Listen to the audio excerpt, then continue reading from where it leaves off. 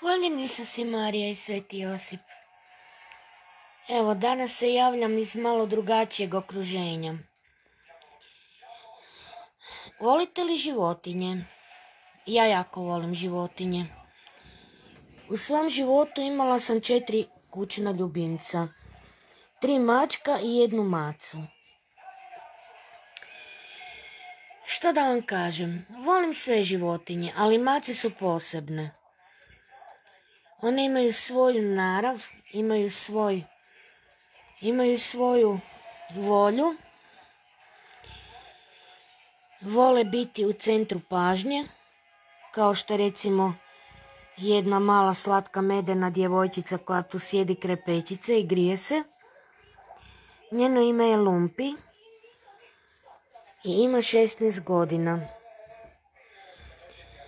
Ona je inače moja cimerica i moja, kako bi rekla, šlav cimerica. Šlav kamerat. Kako bi rekli Njemci, što znači prijatelj u spavanju. Pri spavanju. Moja Lumpi je jedna specifična maca zato što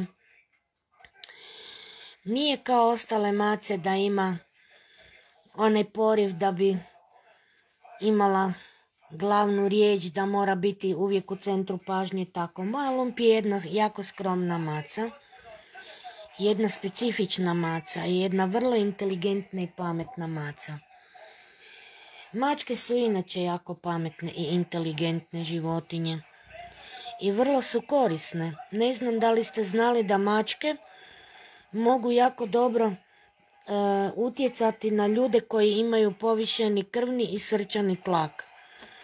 Da pomažu u reguliranju krvnog i srčanog tlaka. Njihov mehanizam i njihova čud pospješuje boljem radu srca i boljem radu i boljoj cirkulaciji. Dakle, moja Lumpi ima 16 godina i već je pomalo i ona stara. U zadnje vrijeme je dosta boležljiva pa se moramo malo pripaziti. Moramo se malo liječiti da ne bismo otišli u vječna lovišta. Iskreno ne bih to voljela, jer ove godine sam već dosta dragih i dobrih ljudi izgubila.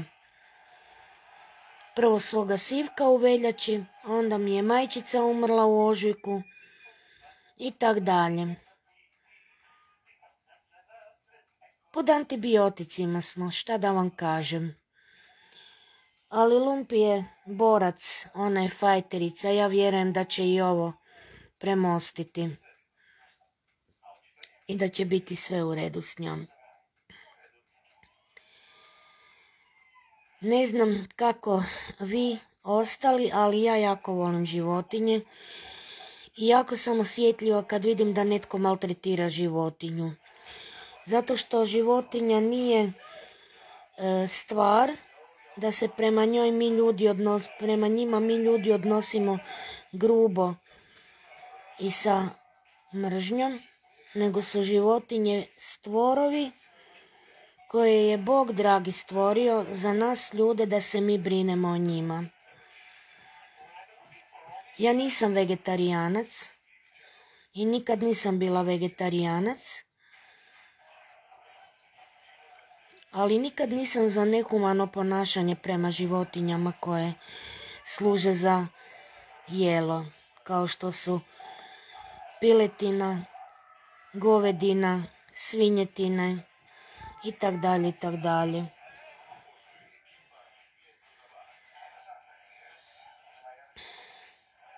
Imate li vi možda koju životinju? Imam jednog frenda koji ima isto 2 miceka. Njegovi miceki su prefenomenalni. Baš su preslatki. Onda imam jednog prijatelja koji ima hrvatskog ovčara i ima mješanca, ja mislim, pinča i još jedne vrste psa. A ima i oni Mace, ima on živi tu u okolici Zagreba, ima lijepu prekrasnu veliku kuću, ima dvorište, pa onda životinje tamo uživaju. A ovaj moj friend koji ima 2 mace, mačka i macu, on živi tu blizu mene. Imam frenda koji je imao i zamorca. On isto živi tu blizu mene. Evo, danas me friend spasio s antibiotikom jer mi je maca bila jako teško disala. I malo sam se prestrašila s obzirom da je već stara, ima 16 godina. Pa sam mislila, Bože dragi, šta će biti. Međutim, evo, friend mi je donio antibiotik i ja sam mu prezahvalna. Dobila je već prvu dozu, sad ćemo vidjeti dalje. Sutra krećemo dalje u borbu. Samo što mi je, sve me srami neugodno reći, malo je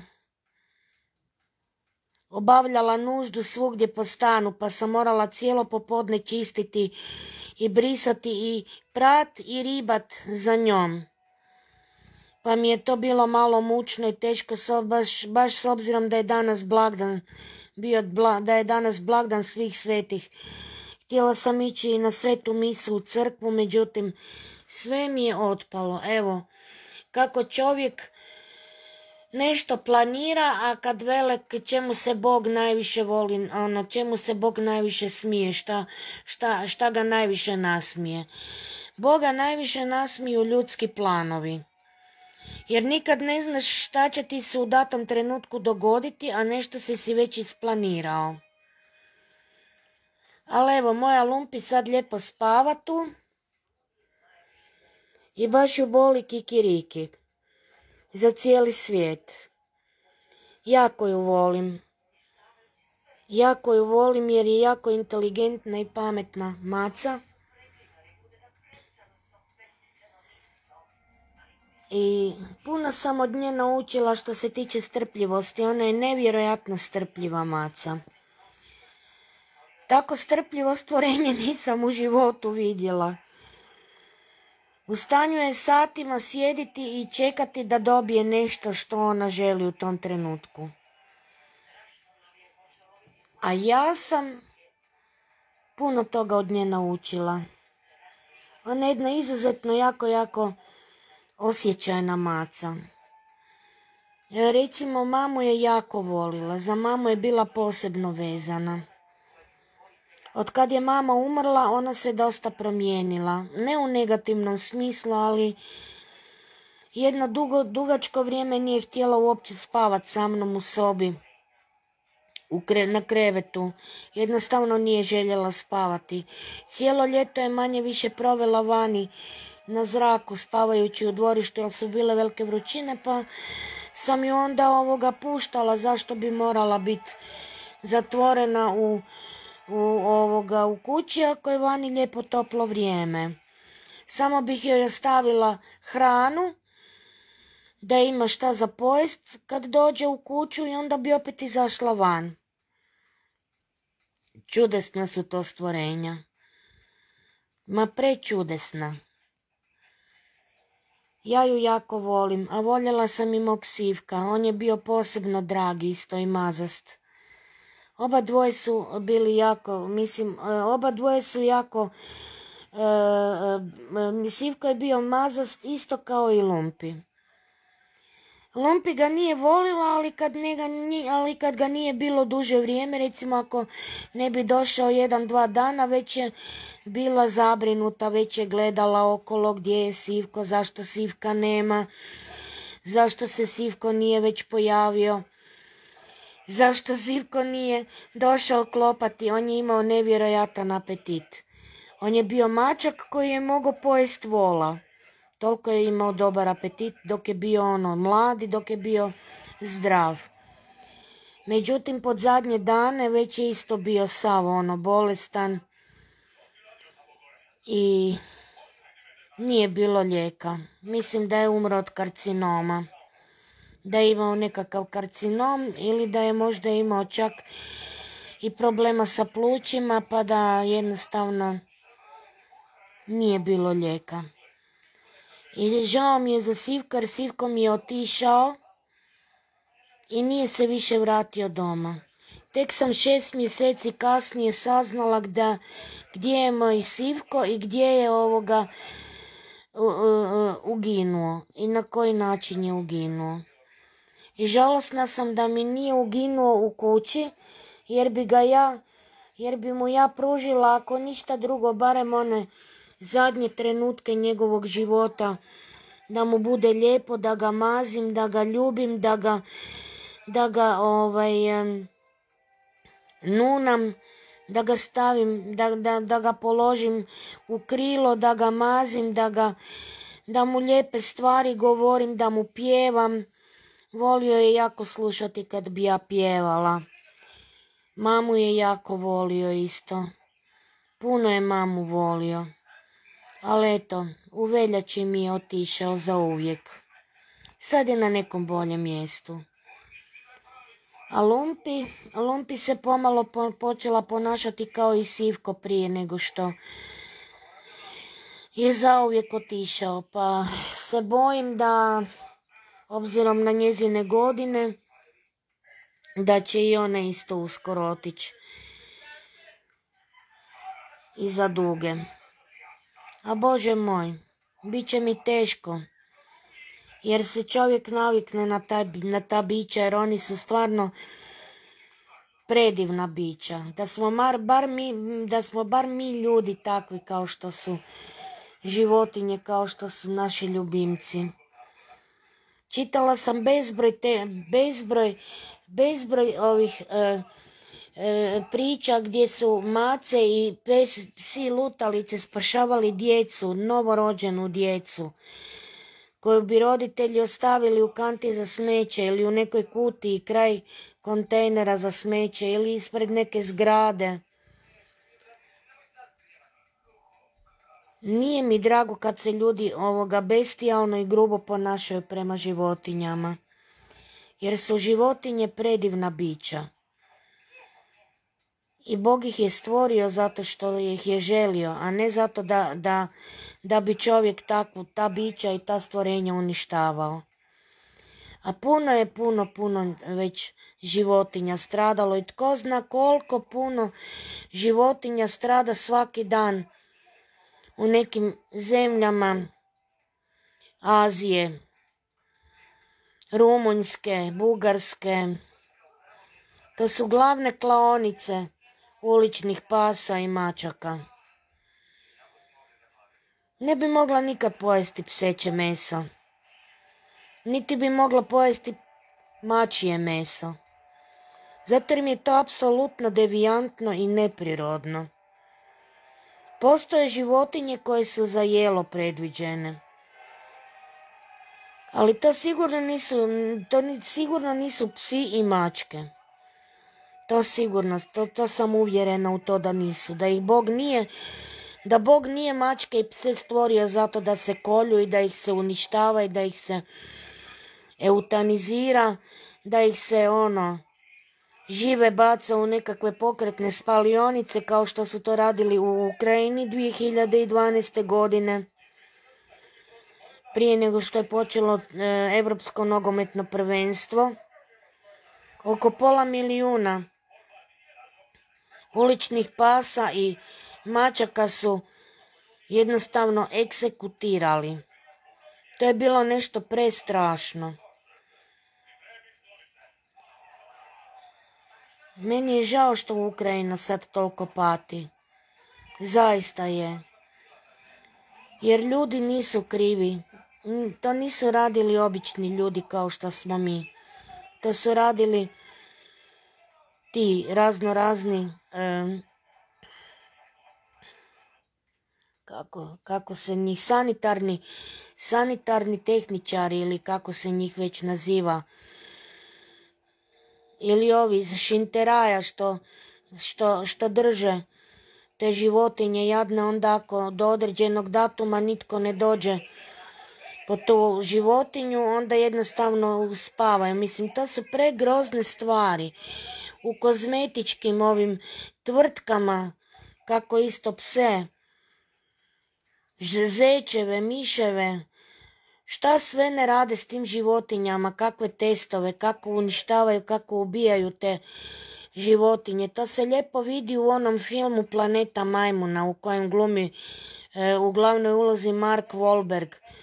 Ne ova serija, ona dok smo još bili klinci, što je bila Planeta majmuna, nego baš film. Šta rade sa tim majmunima i općenito sa životinjama po tim tvrtkama. Zato ja uopće ne kupujem više nikakvu kozmetiku. Kupujem samo Nivea kremu, onu plavu u Pixi za ruke i za lice. To je u stvari za cijelo tijelo ta Nivea, najobičnija. Za nju sam sigurna da nije testirana niti na jednoj životinji ta krema.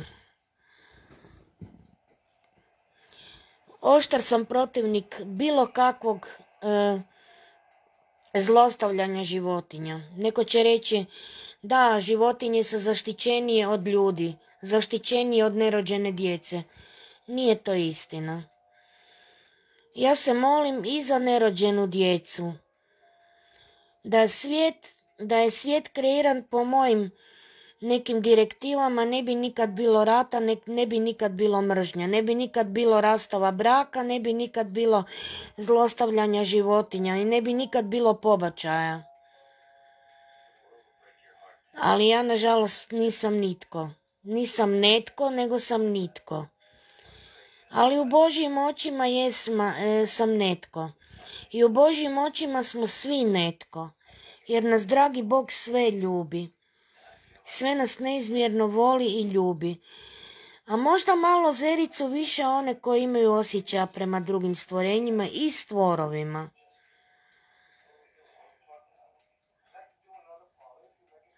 Evo recimo pokojni papa Benedikt XVI, papa Ratzinger. On je obožavao mace. On je strašno volio mace. On tamo gdje je rođen u Njemačkoj, gdje je živio kuća do njega, njegovi susjedi su imali jednog prekrasnog velikog mužjaka, tigrastog, naranđastog, s naranđastim prugicama i točkicama, koji se zvao, čini mi se, Felix ili tako nešto. I papa kad god bi došao u posjetu, tamo u svoj rodni kraj, kad god bi došao u posjetu, uvijek bi otišao tim svojim prijateljima i uvijek bi tog mačka došao vidjeti i mazio bi ga, igrao bi se s njim i donio bi mu nekakvu poslasticu ili nešto tako. Ne znam koliko ljudi zna to, da je papa Benedikt jako volio mace. U starom Egiptu mačke su bile toliko zaštićene da kad bi netko zlostavljao mace, da bi jednostavno bio smrtno kažnjen. Znači, kazna ne bi bila ni zatvor, ni ništa, nego prijeki sud. Smrtna kazna.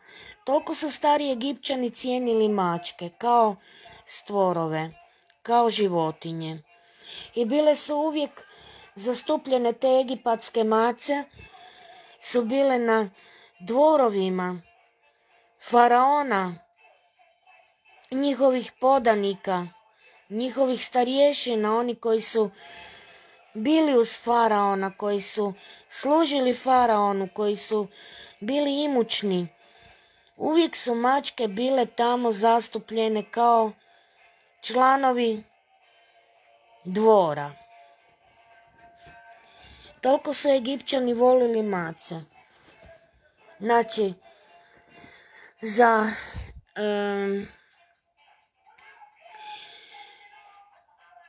zlostavljanje mačke u starom Egiptu bila bi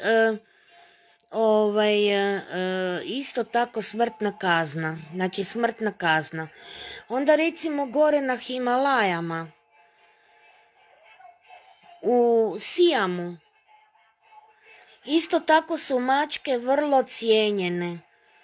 I nema tamo da bi se nad mačkama izvršavale nekakve gluposti ili nešto tako. Sijamske mačke, prekrasne.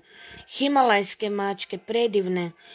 Evo, jedna od Himalajki se pojavljuje u filmu dozvola za fokere, dozvola za roditelje, dozvola za male fokere, gdje Robert De Niro ima kućnog ljubimca, jednu Himalajku mužjaka koji se zove Jinxi.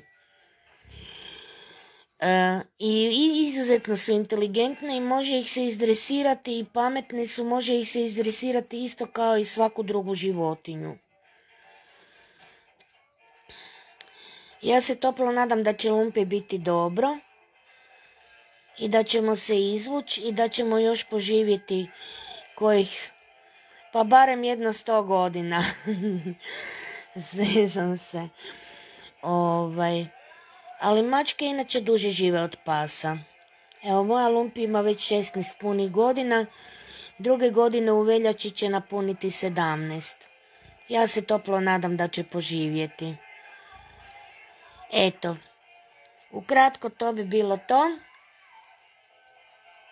Htjela sam reći kako sam imala plan ići na svetu misu, ali evo, tako je kako je. Nisam ju mogla ostaviti samu doma, jer tko zna kakav bi mi stan bio, u kakvom stanju bi zatekla svoj stan, jer ona je u zadnje vrijeme totalno ko da ne želi razumjeti da za obavljanje nužde postoji WC i da se u tom WC-u nalazi pijesak i da u taj pijesak treba ići obavljati nuždu. Međutim, ona nekad to pogodi pa ode pa obavi, a nekad jednostavno gdje je padne na pamet. A ti sad, Natalija, istražuj i njuši po stanu gdje je nekakav čudan miris. Dobro, ja to malo karikiram, ali u svakom slučaju nije ugodno. Evo. Želim vam lijepu, mirnu i blagoslovljenu noć. Lumpi također. Evo, ona već spava snom pravednika. I baš ju boli briga za cijeli svijet.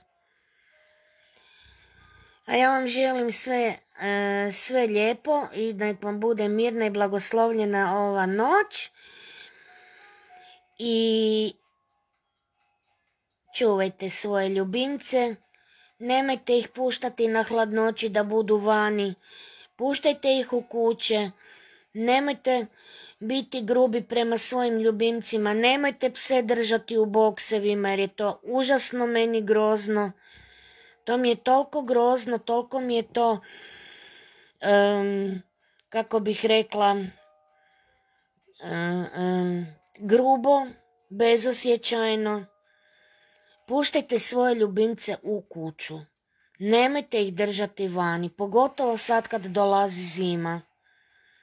Probajte zamisliti kako bi bilo da ste beskućnici, kao što nažalost ima beskućnika, i da ste vani na hladnoći i da spavate pod vedrim nebom i da nemate topli krevet i da nemate topli krov nad glavom. Probajte to zamisliti. A tako isto postoje i beskućnici, miceki i psi koji nemaju svoj topli dom i nemaju svoje gazde koji će se za njih brinuti. Zato svi vi koji imate kućne ljubimce, nemojte ih po noći puštati da budu vani na toj zimi i na toj hladnoći. Želim vam sve najbolje, mir i dobro i blagoslovljenu noć. Hvaljen Isus i Marija i Sveti Josip.